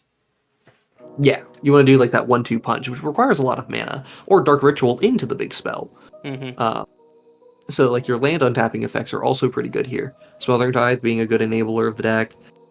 This is pretty open-ended, which is really nice. I see a lot of people kind of leaning into the Esper Control Shell, which I think is perfectly fine for this commander. I think that's actually the way you should be playing this commander. Mm-hmm. Just going straight up Esper Control. Mm-hmm. Which then you get into the argument of Control not being good in Commander, but that's a subject for a podcast. Well, honestly, the subject of Control not good in Commander, I think Control is actually okay in Commander. Particularly when you start doing these, you can turn a 1-for-1 into a 1-for-2, but you have to dedicate 2 cards to get to the point of doing it. That's the interesting thing here. I don't think it's terrible. I quite frankly think this does get very close to being an average deck because it's just able to gain its win con.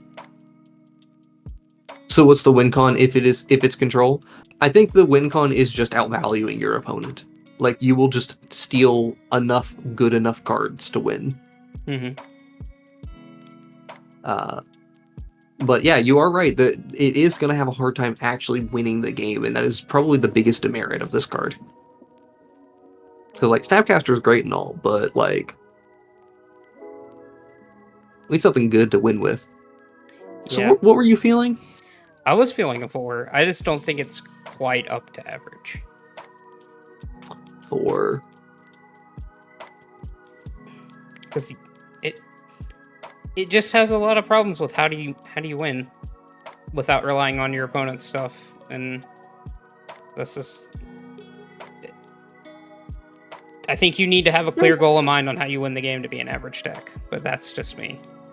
Fair enough. Second spell each turn, right? Mm-hmm.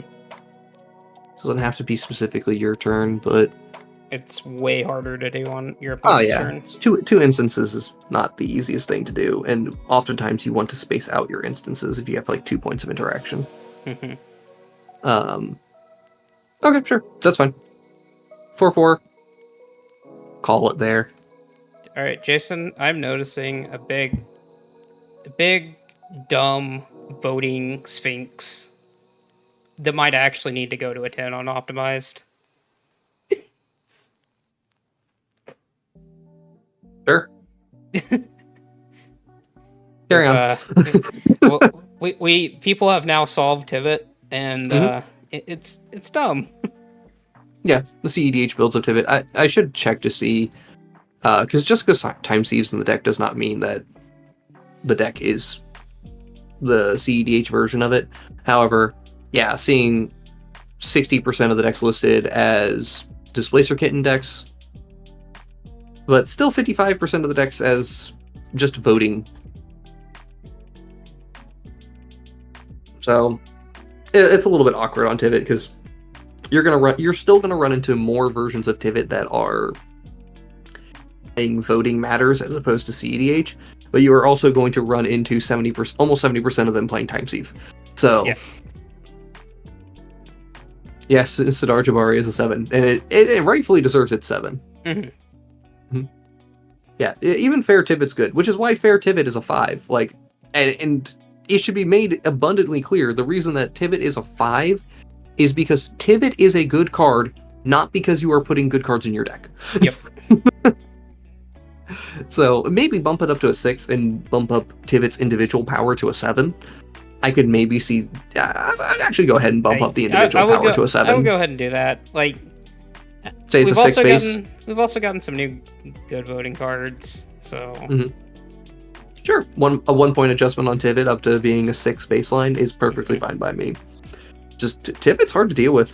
Good value commander, play control stuff. It works. Tivit's the weird commander where you have to interact with the mana rocks and not with Tivit. News are going up to being a 7, news are going up to a 5 with all the new support. Interesting question. Let me double check. We have gotten a lot of good white and black enchantments recently. I mean, it's only been probably about 9 months since we did this assessment initially. So we've gotten like a couple of new precon cards, got a couple of new big enchantments. We got Heliod. Heliod was already there. Are you talking about Heliod Radiant, the Radiant Dawn? The Radiant Dawn. That's a good question. Target enchantment card that isn't a god. Bumping this up to a 5. I think it might actually just kind of get there. On orange, should do its other types. Playing that Enchantress. Yeah, I could see an argument there. I'm also comfortable with it at a 4 currently, but giving it the bump up because it hit 10 on support. Yeah, sure, we can do that. I think that's fine.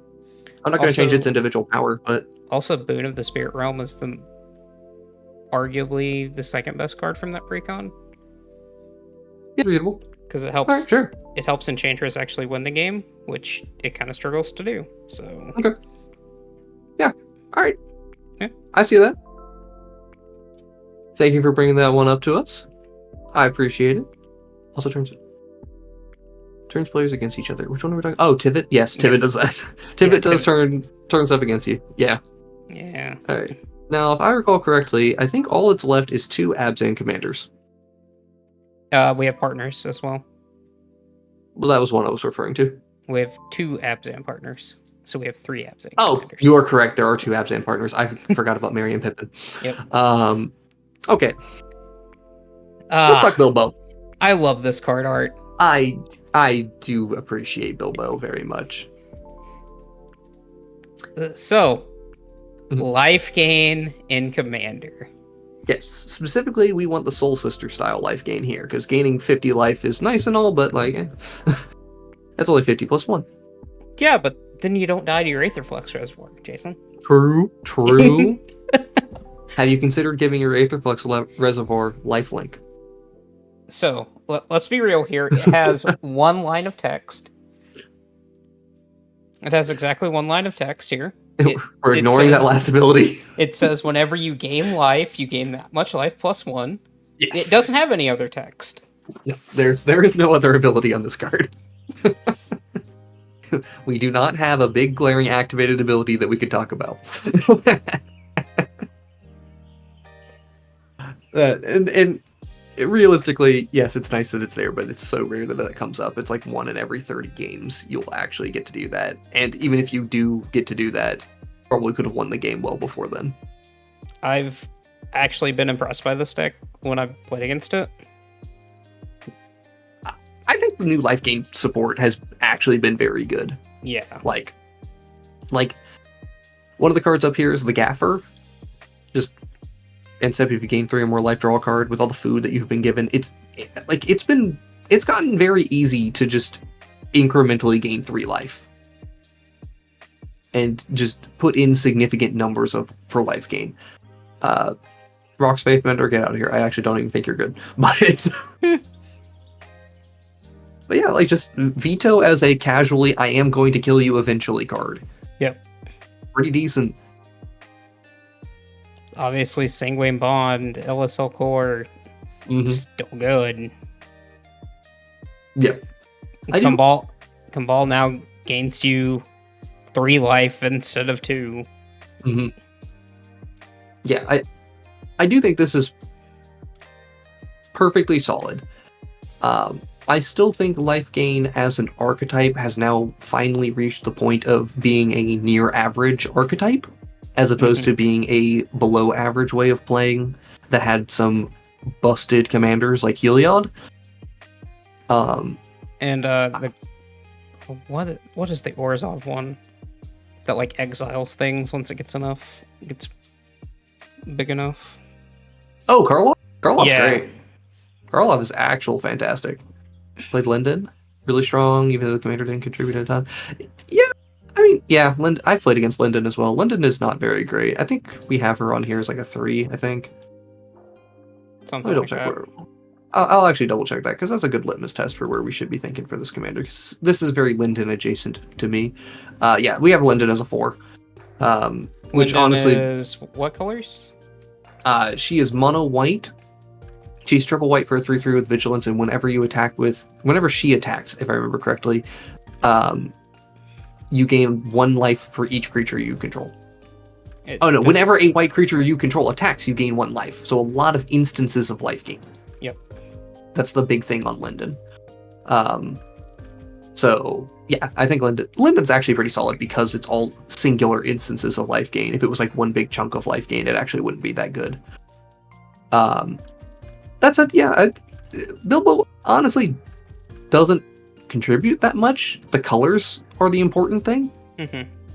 And I'll be honest with you, we have 3 Abzan life gain commanders now when you count in both partners, and this is probably the worst of them. Yeah, but it's the most fun, and that's all that matters. I do think it is very fun. I'm feeling 4 or 5. I'm in the 5 camp for Bilbo. Yeah, it's a pretty soft 5 for me, but I can definitely feel like 5 is reasonable here. Chat, please do let us know if you disagree with Bilbo as a 5. I do think we could do 4, but 5 feels fine. And I don't think there's a way to really. Well, actually, no. You can optimize this thing to be. It may need to be a 4/5 split then, but no. The life gain combos, it needs an extra point for life gain combos because you can contribute them so quickly. Mm-hmm. Like you have black-white life gain combos to work with, and now you've just added green for consistency. Like getting to play Eladamri's Call and Worldly Tutor for your combo pieces is so nice. Also, life gain is a lot better now than it used to be. Because we don't see as much Voltron running around. And it's more just like combo win the game, but if you can stop the 1 bit of combo, they can't really deal with your 85 life, right? Yeah, that's true. It's hard to deal with that amount of life total until when you get into those more optimized ratings, you do start seeing the non-combat, non-damage based ways of winning. But at the same time, most of the really good ways of winning still involve dealing damage, or massive loss of life. So how do we feel about this? A 5/6 split with a 10 for support, a 4 for flexibility, and a 4 for power. Yeah. Because I don't think Bilbo is what's carrying the deck. I think the synergies are what's carrying the deck. And chat so far has said 554. 5 if you can use the life gain and aristocrat. Yeah. Yeah. Agreed. That's That's part of the reason why I wanted to bump up the flexibility a little bit, because of the aristocrat's angle as well. So I think we're pretty good on just calling this a baseline 5 and optimize to a 6, because I think there's potentially 2 optimized builds, either through aristocrats or through just 2-card creature-based combos that involve life gain. All right. We already did all of our Jeskai commanders because we got bored one day. There is no Sultai. There is no Mardu. There is no I'm sad Temur. about that one. Yep. We already talked about Aragorn, right? We already talked about Aragorn, and we already talked about Tom Bombadil. Okay. So we are on to our last 2, which are partner commanders. Do we want to do Sam and Frodo first, or do we want to do Merry and Pippin first? Let's just do Sam and Frodo first. Stay in order. Got it. Yep. All right. All right. I'm going to go straight to EDH Rec and put it as a partner. Yep. So that I don't do a dumb. All right. Frodo says it's a 2-mana 1/3. Partner with Sam. Vigilance. Whenever Frodo attacks, if you've gained 3 or more life this turn, the ring tempts you. Then if Frodo is your ring bearer and the ring has tempted you 2 or more times this game, draw a card. And Sam says, at the beginning of your combat on your turn, create a food token, and then activated abilities of food cost 1 less to activate. So they're 1 mana to gain 3 life. Yep. Okay.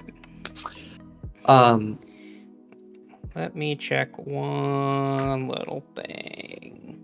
So, without getting into even the cards supporting this commander, I'm immediately going to tell you that I think this is in the upper half. Like, this is a 6 or above somewhere. It's a 6 at the baseline. Yeah, I think at the very minimum, we're talking about a 6 commander here. Because the self-contained engine of Sam and Frodo is play Frodo turn 2, play Sam turn 3, swing with Frodo. You didn't gain a life on turn 3 necessarily, but you probably did because you're playing Abzan. You can get an extra mana.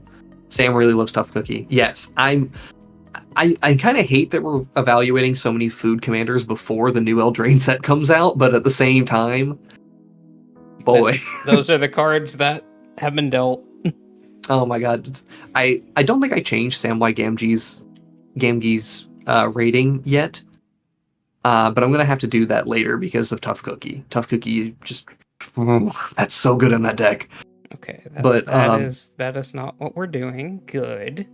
Thank you. But anyway, we're going to play an Abzan tempo deck here, or an Abzan mid-range deck, where every turn we're going to get to have an unblockable commander that will draw us 2 cards, deal 3 damage, and yeah, that's pretty much the main things we're doing, right? We're gaining 2 cards, discarding 1 of them, and we are gaining 3 life, all for the cost of 1 mana a turn as the tax. Yeah, good. Amazing. Genuinely amazing. Also, I see that we have gone to Hulk. What are we doing with Hulk? So, because they're Abzan, and because Sam makes a food, hello, I would like to introduce you to the best Hulk line that there ever was. Yeah. That's why I had to check to see how many decks actually were doing this. Oh, how many are playing? 176, so it's not even worth considering. Okay, we don't need to worry about... We do not need to worry about the Hulk lines specifically. That said, the individual cards that are in that Hulk line may end up... Yeah, because Cauldron Familiar is in 26% of decks, and Samwise Gamgee is in 80% of decks. So, yep, you might just accidentally assemble this combo. It's just you don't get your Grand Abolisher to make sure that it went to the game on the spot. Yeah, who cares, right? Yeah, that's the only difference. Am Why do I need your CEDH nonsense? I can just play the two card combo in my deck that synergize with what I want already. Yeah, the precon that this came in was also very, very good. Oh wait, Guillaume jumped from 70 cents to $12 because of this precon? Because that's hilarious. Yep. That is actually hilarious. Hold on, Guillaume, are you at a top played card in this deck? I don't feel like you're necessary, but I love you anyway. That's just great. Okay. Hear me out. Mm-hmm. Am I crazy for saying that baseline, just playing this as a normal food deck, basic synergies, do whatever you really want with this deck, this is an 8? And that the more you play into your synergies, the better this deck gets. Yes, you're crazy for baseline thinking it's an 8. Mm-hmm. That being said, I can give you a 7.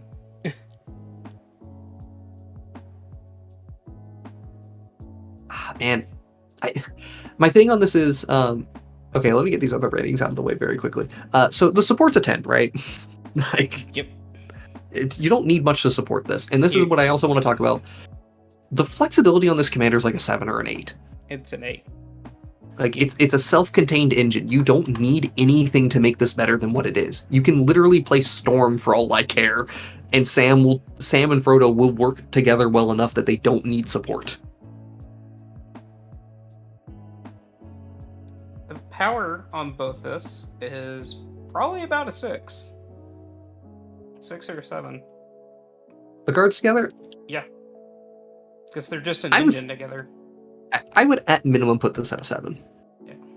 Like, I think we really should be debating a higher rating than a 7 on Frodo and Sam. Because they are just going to let you assemble whatever you want. Just by drawing, like, you're going to see 3 cards every turn through this synergy. And no one's going to want to kill your commander, because why would they kill the 1/3? Like I said, I'm just a little hesitant giving it an 8 normally. Mm-hmm.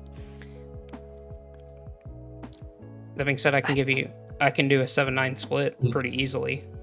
7-9 split. I definitely think 9 as an optimized rating makes sense. Mm-hmm. So I think we're between a 7 and an 8 as the baseline then. And honestly, creating enough of a distance. Yeah, and then with upgrades, it seems like an 8. That's an important thing. Because like this is a... Don't even think of this as the precon, but upgraded. Think of this as its own standalone deck. Somebody built around these commanders and said, I wanted to play food. And I wanted to do it this way. Yeah, chat, like, talk with me on this one, because... Is it a 7 or is it an 8 normal? That's really what we're debating here. Can I do polls? Is there a way for me to do polls? Not in the YouTube chats, you can't. No, YouTube chat, why?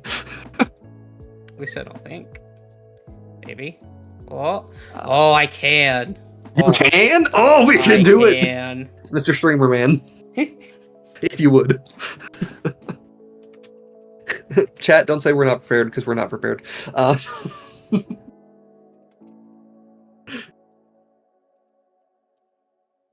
For the sake of it, can you do 3 options? Yes, I can. 3 or 4 options. Go from 6 to 9. I think we can agree this is not a 10. But let's quickly poll chat on somewhere between 6 and 9. I feel like 7 and 8 are our big debates, but people might disagree. Yeah, being a self-sustained engine is the important part for me. And again, we're kind of ignoring the whole gaining 3 life thing. I get to put in my own vote, and I have already done so. But wow, cheater! Cheater! I can't even put in a vote. Oh, you can't? Oh, that's okay. Yeah. My bad then. I should not have voted. Now, currently, I only see 5 people listed as watching, so I don't know about seeing who's actually live is always kind of iffy, or who's watching currently. Yeah, it's right, a so little strange. 5 votes currently, and if we just left it at 5 votes, removing my own, we would have an even 50-50 split on this. So we'll leave it up for a little bit longer. Do we want to start talking about the other ones for the time being There we and go. come back to this Chat right average. at the end? It's a chat angle, honestly. Yeah. We'll come back to it in just a minute. Because Well, if we're gonna rate when it, it gets an Elm, when it gets into Eldraine, then we have to give it an 8. Like, do we just want a contingency give it an 8 because that's probably where it's going to be? Yeah, sure. Okay, then that's fine then, because Eldraine is just going to go ahead and bump it up to that 8 anyway. All right, pulls in 8. It is. Even without my vote, it's still an 8. So. All right. The bad ones. We'll end on a little bit of a low note. Not a terrible note, honestly, because I don't think these are bad commanders, but... So we have Merry and Pippin, Wardens of Isengard. Let's go Pippin, since that's the 2-mana one. So for 2 mana, we get a 2/2, partners with Merry, pay 1 mana, tap, make a food, tap, sacrifice 4 food, other creatures you control get +3/+3 and gain haste until end of turn, activate only as a sorcery. And then for Merry, we have whenever one or more artifacts enter the battlefield under your control, create a 1/1 soldier with lifelink. This ability only triggers once each turn. Smothering Tithe. Smothering Tithe. Smothering Tithe. That's the easy part. So this is a food deck that makes you want to work for your food a little bit. I don't like working for my food, though. Yeah, I don't love working for my food either, but at the same time, like, the like top 3 cards here, or in the new card section, Farmer Cotton, Sam Loyal Attendant, and Peregrine Took, like, they all... It's so easy to just have a food lying around, like to have a few foods lying around, and to have Merry doing things to just... Or, sorry, Pippin, just making 1 food because you can, and you can do it at instant speed as well, so you can get those extra triggers from Merry. Like, this does not feel difficult to do at all. No, it's quite easy, and the mana costs are really good. So yeah, and like treasures and foods, you're doing that. Hey, Gim, yeah, Gim is $12. Dear Lord, man. Like, what more is there to really say here? Like, it's good. It's just good. It's just the good. The synergies are there. We have successfully got to the point where green is an artifact color. Woo! Yeah, baby. Green now does actually everything. Green PogChamp. So yeah, like, all right, sure. And also, we can just do Cauldron Familiar things again. Yeah, we can. Samwise game. Samwise not even. Yeah, okay. Samwise is in 75% of these decks. As Samwise should be. It says 2 mana make a permanent, Jason. Yeah. I find this Essence Warden kind of interesting that it's a common piece of these decks. I actually kind of disagree with the idea of trying to gain life with this deck. Like, we're just making food for the sake of making food. It does not matter that we're gaining life. Yep. Also, +3/+3 in haste. You know, not the most lethal thing, but it is lethal enough. You will murder somebody. It's just good enough. Like, yeah. Honestly. Yeah, like, honestly, again, and this is kind of crazy, Merry and Pippin feel like baseline 6s at minimum. They almost feel like a 7 to me. Probably a 6 because we do have to work for our food. Yep. They have to be a 6 because we have to work for it. If we didn't have to work for it, they'd be 7 or 8. But oh yeah, also one other thing, I should have brought this up because just thinking about how we are playing with partners, right? I forgot to remind us, we're playing with partners. We just start with an extra card. Yeah. Like, yeah. We just start with an extra card in our hand compared to our opponents. Yeah. Which, I'm not going to bump them up a point. I'm just going to leave them be, but firmly an 8. Merry and Pippin, 6 because we have to work for it. Yep. That's where I'm at. I'm with Robbo on that.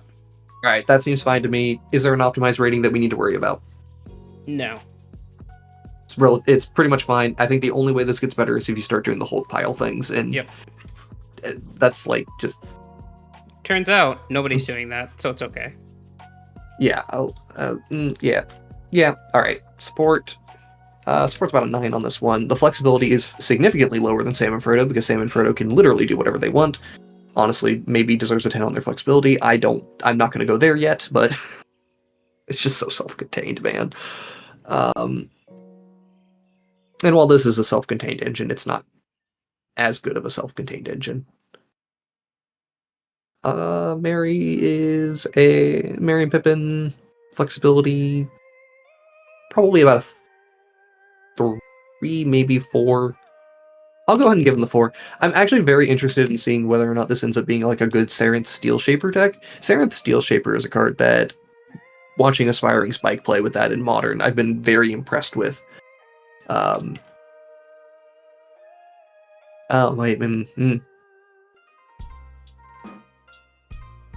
This is not randomly a Reanimator deck, is it? I mean, it can be, but is it? It can be. It shouldn't be. Artifact intercepting control triggers only once each turn. No, they themselves are not specifically enabling any graveyard things, so you shouldn't be necessarily looking to do that. All right, sounds good to me. All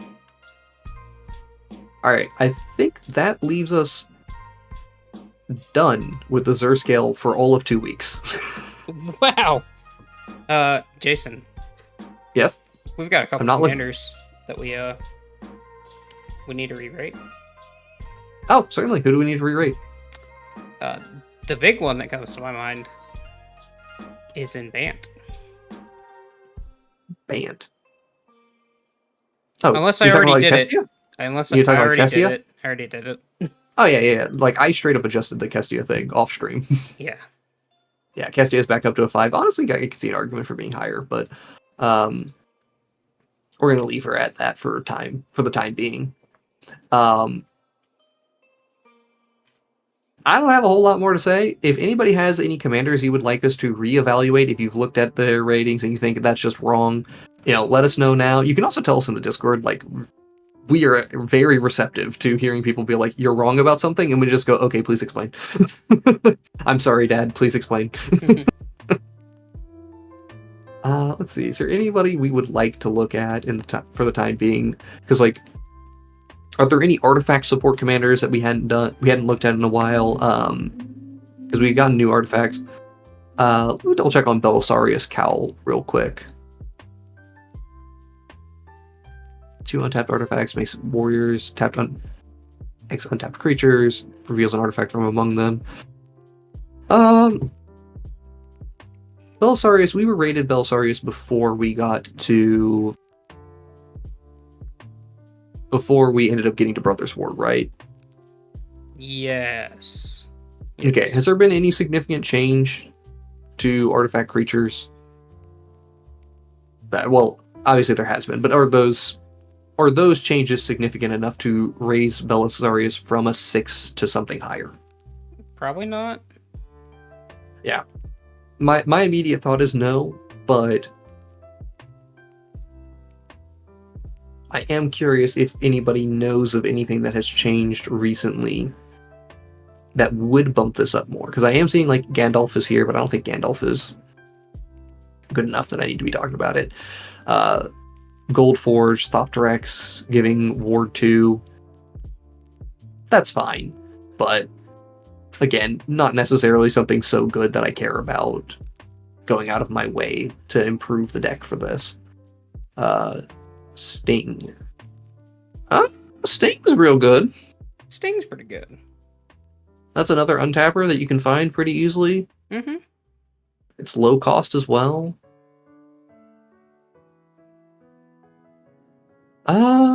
It puts it into hand, not into play, but it's cost reduction. Yeah, Sting is very, very good. I don't know if Sting alone is enough to up it. I don't think so. Oh, actually, no. There has been one card printed that significantly increases this card's rating. Mm-hmm. The One Ring. Oh yeah. You know, I just blank both that and Bowmasters out of my mind for very obvious reasons. That's completely reasonable. So Belisarius Cawl has not been a particularly popular commander to begin with. It only has like 340 decks. And only... It's not many, actually. Of the 53 decks that have been printed, or 60... The 53 decks that have been made since the One Ring has been printed, only 17 of them are... Or 17% of them are playing the One Ring. So that's like 9 decks. That's not many at all. But... Does Eareth untap artifacts too? Eareth. I cannot remember Eareth. Oh, Yes. the one that untaps target legendary thing. Untap up to 2 other target legendary things, or untap target permanent. Yes. I mean, it does untap artifacts because it can untap the ring. And that is a card that I would see as reasonable in that deck. In case you want to act, or in case you're able to activate twice. I really should play Belisarius on the channel at some point. Belisarius is sick. Jason always talking out of Zur Scale streams, always talking himself into playing commanders on the channel. It's so easy to find really cool ones and go, oh yeah, this is sick. Why don't we play that? Like Urza, Prince of Krug has been added in here as well. Like that's a really cool card to work with. Like got Mondrak. Mondrak is pretty helpful. I don't think it's necessary, but it's very helpful. You can play Sten. Sten's solid.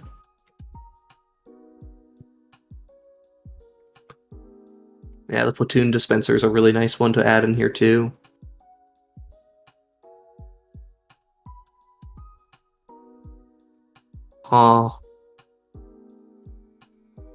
Yeah, I think Belisarius deserves it 7. Yeah. It may just be Yeah, is it just baseline 7, or is this really just the optimized rating that's getting better? Probably just the optimized. Okay, in which case, if it's just the optimized rating that's getting better, I'm not going to change the rating. Then I'm going to keep it as a 6-8. Then, however, it needs testing with new cards. Yep. All right. And chat, this is your final call for any commanders that you think we got wrong and would like to convince us that we're wrong. At least for this stream. Oh yeah, we've been at this for 2 hours. We're doing pretty good here. Bed is a requirement eventually. Like, especially for me. Absolutely. I think, you know what? We'll just call it right now anyway. That's going to be all for today. If you have any commanders that you notice that you think we should reevaluate, take a look at, let us know in our Discord. Our Discord is available, or you can tag us on Twitter at SmoothBrainEDH. We're also on Mastodon and on Instagram. So all of those are options if you want to ping at us to discuss this stuff. What's Azor the Lawbringer rated at? I think Azor was pretty lowly rated, if I remember correctly, because the flicker side of it is not good and it's a lot of mana. Let me check. It is a 3. Yep, and that feels pretty appropriate still. That feels very appropriate for it. It may be able to protect itself, but the Sphinx's Rev side of things. Can we ask about Lord of the Rings? Absolutely. Yeah, the whole point of like us going to Belisarius Cawl was just like, oh yeah, we need to look at an artifact commander in blue-white that hasn't been looked at in a little bit. Yeah, absolutely. Carrick best commander ever. That is an opinion. I'll give you that. That is, yeah, that's an opinion. I don't think it's correct, but really good opinion. Commander. Very good commander. I want to see Flargan Nasari. Yeah, Flargan Nasari. Yeah, everyone should have access to this link. I think we're going to be done with doing this for the stream for the day. Yep. Yeah, please chat with us on Discord. We'll probably be able to chat a little bit more tonight. Definitely, I'll have some time to be able to look at people's requests tomorrow, and yeah, let's get a discussion. Oh yeah, I think Flargan Nasari is, I think, underrated on what we have it on the Zur Scale currently, because I think I argued for a little bit higher than what it's at, right? What? Oh, we have it at a 5. Never mind. I think I won on that debate then. Yeah. No, you convinced me on that debate. There wasn't. Yeah. Anyway. All right, chat.